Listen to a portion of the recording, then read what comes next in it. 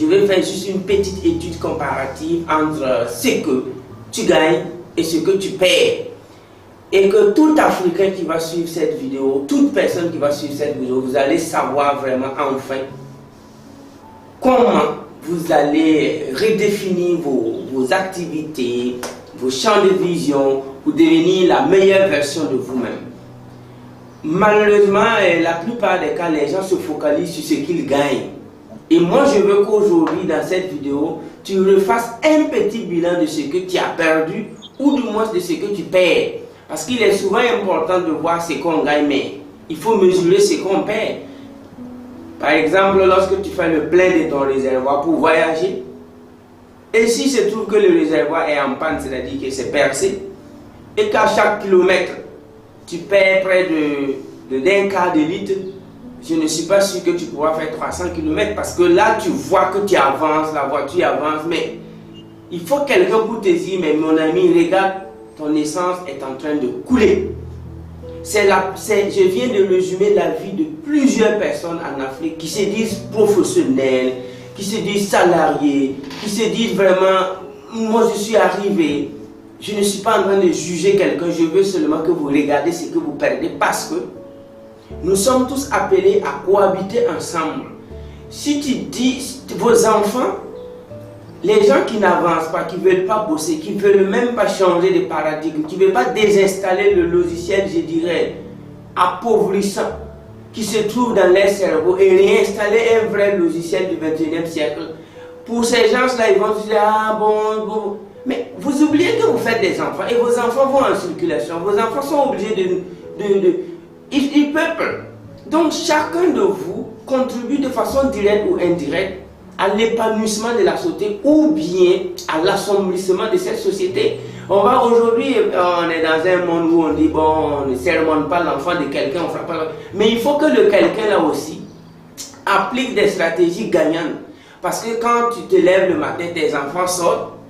Mais écoute, dans une équipe de football, s'il y a un qui est là-bas juste pour marquer des autogols, ben on ne va pas lui dire, mais mon ami, il faut faire pardon, nous on ne va pas se battre, on se bat, on veut marquer, et toi, tout le temps quand tu gagnes la boule, tu veux marquer contre ton camp. C'est pourquoi tout le monde doit mettre sa main dans la pâte, tout le monde doit participer. Donc si je parle de ce que vous perdez, prenons un exemple de quelqu'un qui a fait 13 ans d'études pour avoir le bac en Afrique, en plus 16 ans pour avoir sa licence et 18 ans pour peut-être avoir un master 2. Et ça, c'est s'il est chanceux, s'il est parti tout droit, même et s'il commence à travailler et qu'on lui donne 400 000 francs le mois, disons même 600 000, ça veut dire que quoi? Qu'il est dans le continent de toutes les possibilités. Il est dans le continent où on voit le soleil 365 jours sur 365. Il est dans le continent où on peut cultiver partout. Il est dans le continent le plus fertile au monde. Il est dans le continent le plus prisé. Et après 18 ans d'études ou 20 ans, il est enfin payé à 600 000 francs le mois. Et dans tout ce film-là, on lui donne un secrétaire à l'appui. C'est bon, c'est suffisant pour manger, nourrir sa famille et tout. Mais moi, je juge que si on va calculer ce que tu perds, ce que tu as perdu, ta vraie valeur, ta souffrance, je pense que le carburant qui est en train de couler, c'est vrai, vous avancez. Mais moi, je regarde ce que l'homme perd souvent par rapport à ce qu'il gagne. Vous êtes mieux que ça.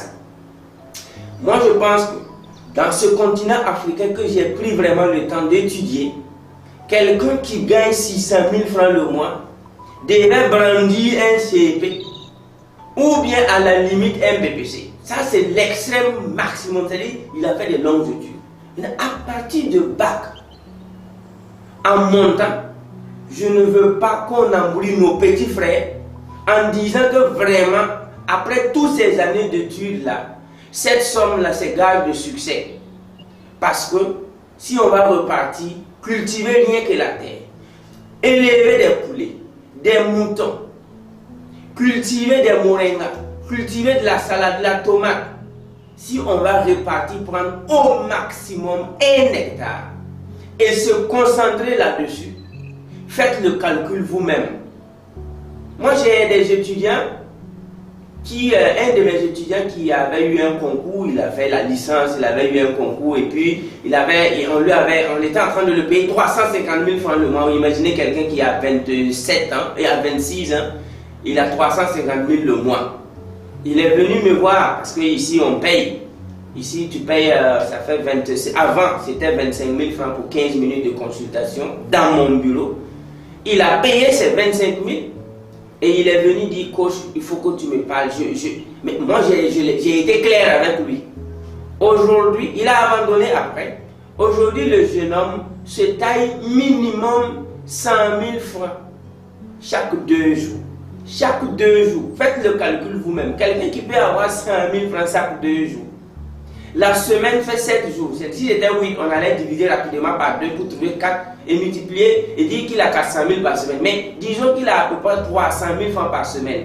Multiplier 300 000 par 4, ça fait à peu près 12 000 et 1 200 000 que les gars gagnent en travaillant maximum 2 heures par jour. Vous savez ce qu'il a fait? Il est parti louer un terrain de 1 hectare où ils cultivent gombo. Les gars cultivent du simple gombo là. Gombo que les femmes préparent avec là.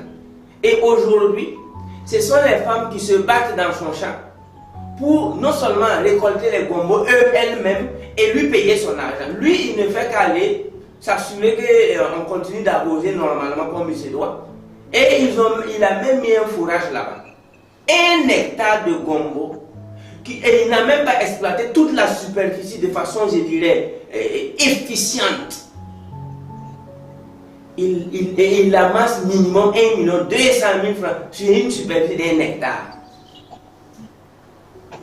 Mais regardez ce qu'il a commencé. Et c'est pas tout, il a encore, je dis bien qu'il travaille maximum 2 heures par jour. Et c'est pas tous les jours qu'il part dans son champ. Et il a encore le temps de mener d'autres activités. Il est crypto-trader. Ils font encore d'autres activités. Ils font de l'élevage et de l'agriculture sur d'autres terrains. Et dans tous ces films, il a encore le temps. Moi, je veux vous appeler, en tant que jeunesse africaine, s'il te plaît, regarde un peu combien 1 hectare de champ de manioc peut donner combien, si on va se dire la vérité. Un terrain de 20 mètres carrés, je dis bien 20 mètres carrés, où tu vas faire de la pisciculture, des silures, objectivement, ça te donne combien de poissons par mois? Si tu vas faire l'élevage des poulets sur une superficie de 300 mètres carrés, 300 mètres carrés peut prendre combien de têtes de poulets? Faisons le calcul. Et quand tu as 3 poules et 1 coq, si tu vas les élever pendant 5 ans, pendant que le gars il a eu son bac, et on lui donne le bac, il est à l'université, et toi en tant qu'Africain, tu as eu peut-être le bac, et tu commences avec 4 poules et 1 coq. D'ici que lui sera en train d'avoir son master, après 5 ans, je sais que dans l'élevage, il y a des riches, les poussins vont mourir et tout, mais je suis sûr, je vais mesurer un peu.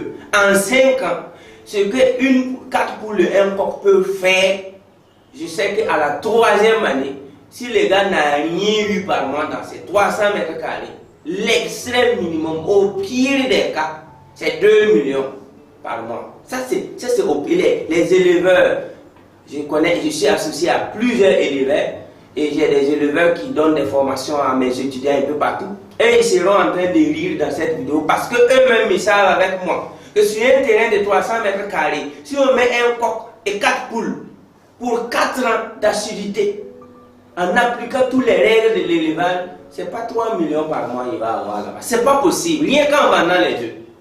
Chers Africains, prenons le temps, mesurons notre parcours, mesurons le temps qu'on a perdu, mesurons tout ce qu'on a bossé par rapport à ce qu'on gagne. Je dis par rapport.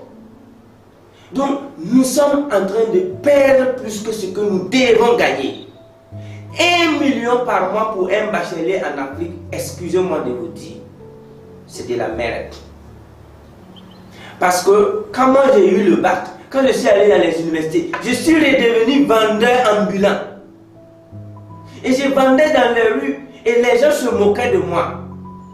Parce que quand j'ai évalué le temps que j'ai perdu, tous ces temps-là, comparativement à ce que le système veut me rémunérer, je sentais que je risque de voir mon nom dans le grand journal des corrompus. Parce que si vous lisez bien les journaux, c'est ce qu'on appelle l'autorité, la lutte contre la corruption, là, ils ont toujours les journaux dans chaque pays.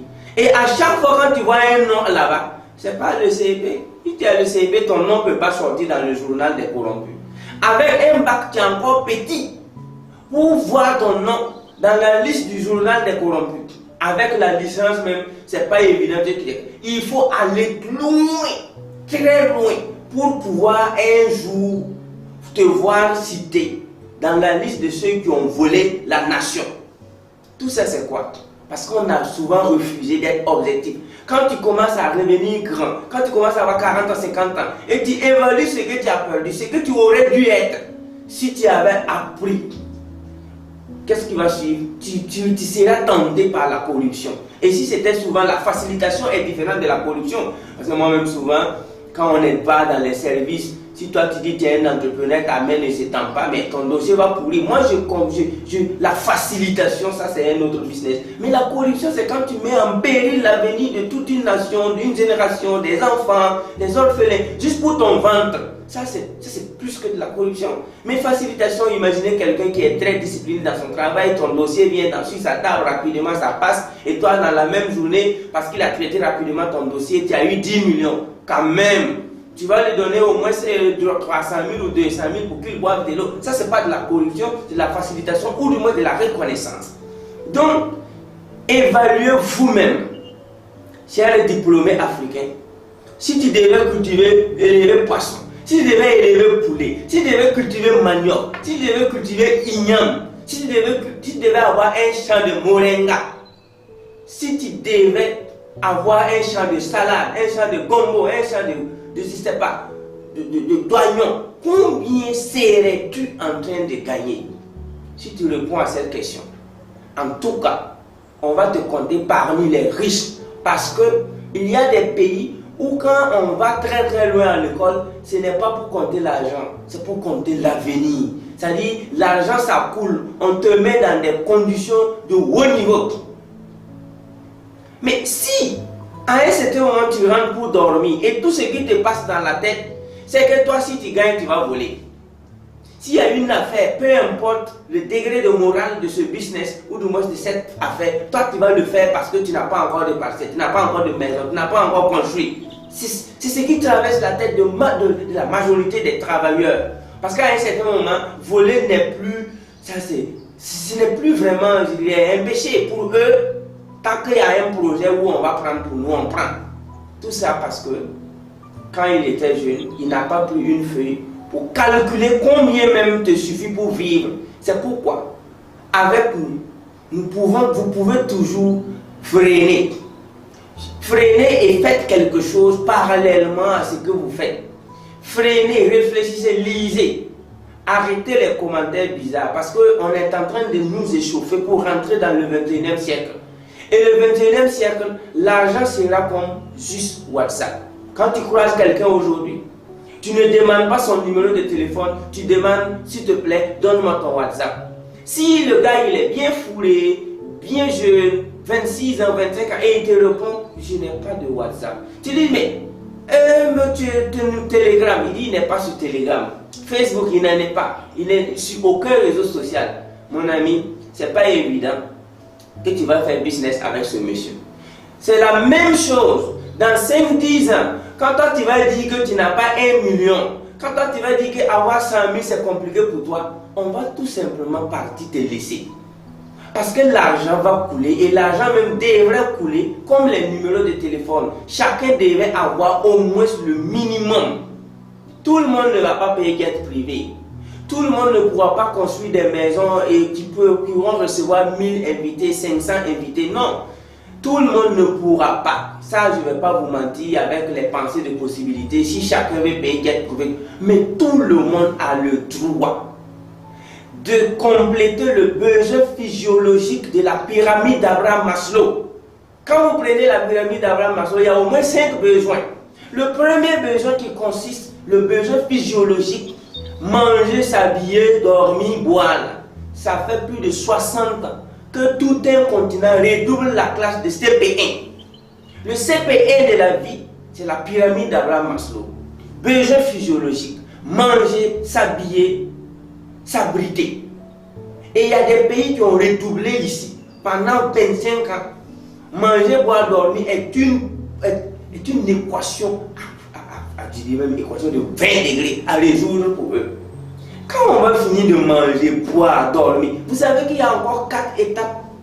La sécurité, l'appartenance, l'autoréalisation, l'estime de soi, tout ça.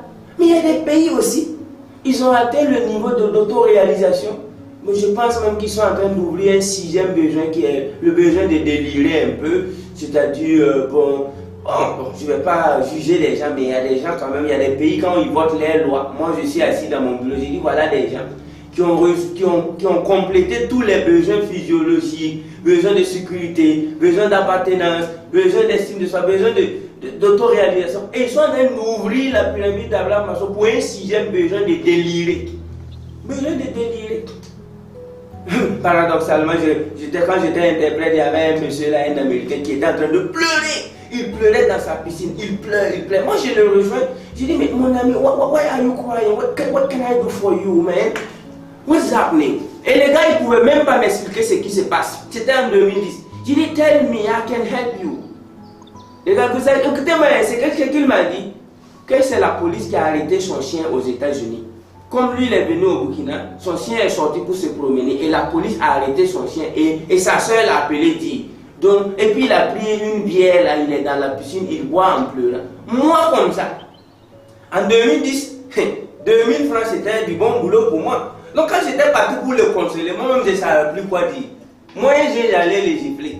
C'est par la suite que j'ai compris l'importance également d'un chien. Parce qu'aujourd'hui, j'ai un joli chien.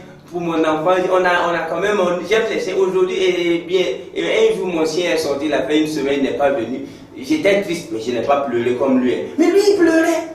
Ça veut dire quand même qu'ils ont atteint un petit niveau là, où un chien que la police a arrêté sur lui pour pleurer. Mais ici là, il y a des gens, même les enfants sont à l'hôpital, ils ont perdu même des gens proches pour une histoire de 2000, 5000. Mais le gars est serein. Le lendemain matin, il est bien calé sous son cahier, en train de faire débat. C'est-à-dire qu'il est devenu insensible même à la mort même d'un proche pour manque de moyens. Tout ça parce qu'on n'arrive pas à mesurer ce que nous perdons par rapport à ce que nous gagnons. Si à la fin de ta vie, l'univers te montre ce que tu devrais même avoir, tu vas t'évanouir. Tu travailles avec quelqu'un qui te paye 1 million le mois. Tu dis, tu le fais de lui un bon patron, tu es content, tu es content. Et après 40 ans de travail, tu es applaudi par tout le monde et le jour de ta retraite, le patron te permet de visiter son bureau à son absence parce que tu as bien travaillé. Et en visitant son bureau, tu vois un bout de papier sur sa table où ils ont écrit bel et bien ton nom. Et par curiosité, tu prends pour lire. Il se trouve qu'il est mentionné sur le papier là que tu es payé à 12 millions le mois. Mais le gars, il fait 11 millions, il bouffait et toi, tu avais 1 million. Mon ami, comment tu vas te sentir ce jour-là? C'est-à-dire, durant 40 ans, on t'a roulé. Ta valeur nette dans ce business ou dans ce service, c'était de 12 millions. Mais on te donnait 1 million. Mais dans ça, tu étais content. Tu étais l'employé ou du moins l'homme le plus heureux. Et à la fin, le jour de ta retraite, chose bizarre, on te montre ton vrai salaire qui était de 12 millions. Mon ami, ma soeur, comment tu vas te sentir? Comment tu vas rire avec ce patron? Au soir de votre vie, quand vous allez évaluer ce que vous avez perdu par rapport à ce que vous avez gagné, je ne suis pas sûr que vous allez être content. C'est pourquoi la majorité des fonctionnaires, des travailleurs, des qui partent à la retraite, partent à la chose. Numéro 1, tension. 2, numéro 3, colère. Je sais de quoi je parle. Parce que c'est à l'approche de la retraite que les gars s'en rendent compte qu'on l'a roulé depuis longtemps. Et quand ils s'en rendent compte, vous savez, le corps humain, moi je l'étudie et j'adore. Je ne suis pas médecin. Mais des neurones jusqu'au nerf, du cœur jusqu'au poumon, du thorax, tout ce que vous pouvez imaginer sur les compositions du corps humain, en réalité, le stress les fait lâcher. Quand vous êtes stressé, quand vous commencez à regretter, quand vous commencez à soupirer, il y a des neurones, il y a des maillons dans votre organisme qui se relâchent et font place à toutes les maladies que vous pouvez imaginer, jusqu'au cancer. Mais c'est pourquoi moi je suis là dans cette vidéo pour vous dire, commencez à évaluer votre vie par rapport à ce que vous gagnez et vous allez voir que la vie sera phénoménale pour vous. C'est pourquoi, peu importe le boulot que tu fais, même si tu as 5 000 francs par mois, commence à avoir un plan B. Tu dois être épanoui, tu dois être heureux, tu dois savoir qui tu es vraiment né pour être. C'est pourquoi, dans cette vidéo, la stratégie que moi je vais vous proposer, c'est qu'à partir de vous, les jeunesses africaines, parce que moi j'aime dire que je m'adresse à mes petits frères, pour que si mes grands frères jugent que vraiment ils peuvent en profiter, vraiment qu'ils en profitent. Et que si mes grands frères aussi s'adressent à moi, en tout cas ce sera un plaisir. Donc ici, la stratégie que je vais vous proposer, à partir de 16 ans, s'il te plaît, dans ce monde-là, commence à penser comme un travailleur. Commence à penser comme si tu travailles et agis comme un travailleur à partir de 16 ans. Commence à faire de l'économie. 16 ans, 18 ans, 19 ans. Arrête de penser au papier. Vous pouvez être l'homme le plus diplômé à n'importe quel âge, même à 50 ans. Si tu quittes l'école en classe de CM2, à 50 ans, si tu es milliardaire, millionnaire, tu as des humains partout et tu te fixes un objectif d'avoir un doctorat avant de mourir. Mon ami, 50 ans, CM2, si on va faire le calcul rapidement, si on ajoute 6 ans, tu as le bac, et 7 ans, tu as le bac. Si on ajoute encore, après le bac, si on ajoute 5 ans, tu as le master, ça fait déjà comme 7 plus 5, ça fait 12 et 12 ans. Ok? Et si on ajoute encore 5 ans pour aller même au doctorat et puis avec des thèses, 12 plus 5, ça fait 17. 17 plus 50, ça fait 67. À 67 ans, mon ami, tu es docteur. Et ça fait quoi? Qui est prêt pour mourir à 67 ans? Qui est prêt pour mourir à 67 ans? Qui est prêt? Personne. À 75 ans, on a toujours le goût de la vie. Donald Trump a été président des États-Unis à quel âge? C'est après avoir construit des gratte-ciels, payé des jets privés, investi dans l'immobilier un peu partout, qu'il est parti juste pour s'amuser à la Maison Blanche, puis corriger des petits trucs, puis bon, et la vie est belle. À 70 ans, le gars il va pour être candidat. Vous voyez un peu? Ça veut dire qu'on peut tout faire, mais si tu gaspilles ton temps, c'est pourquoi moi j'ai dit à la jeunesse là, vu tous ces vues là, parce qu'on a dit que quoi, quand tu vois un sourd-muet qui court, il faut courir plus vite que lui, parce que lui il n'a pas entendu, il a vu. Et si ton voisin est mort en mangeant un repas X, mais si toi tu es malin, si tu es intelligent, tu vas vivre longtemps, puisque tu ne vas jamais consommer ce repas.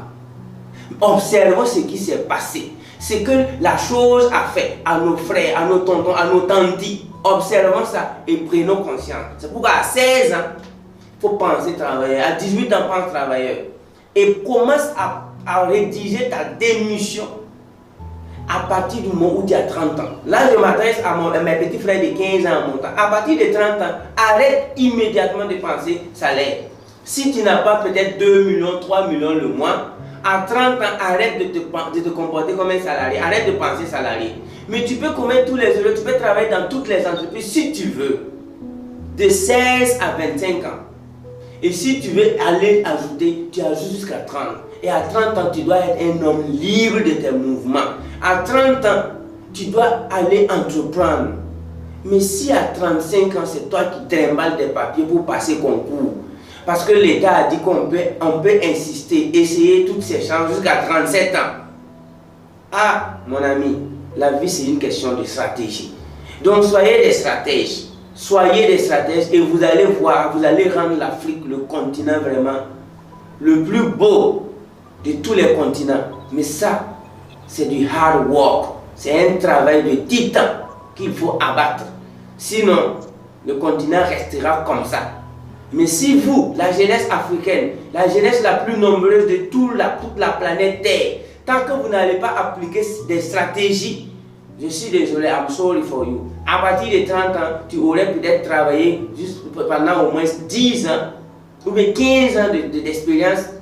Quand même, tu peux fonder tout ce que tu veux. Hein?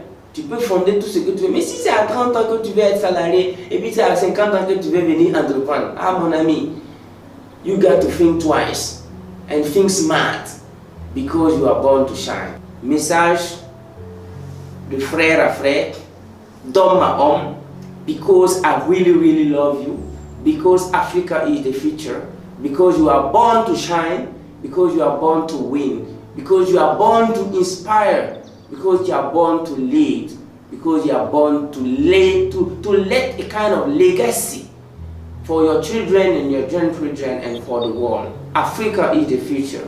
I really, really love you. Thank you so much.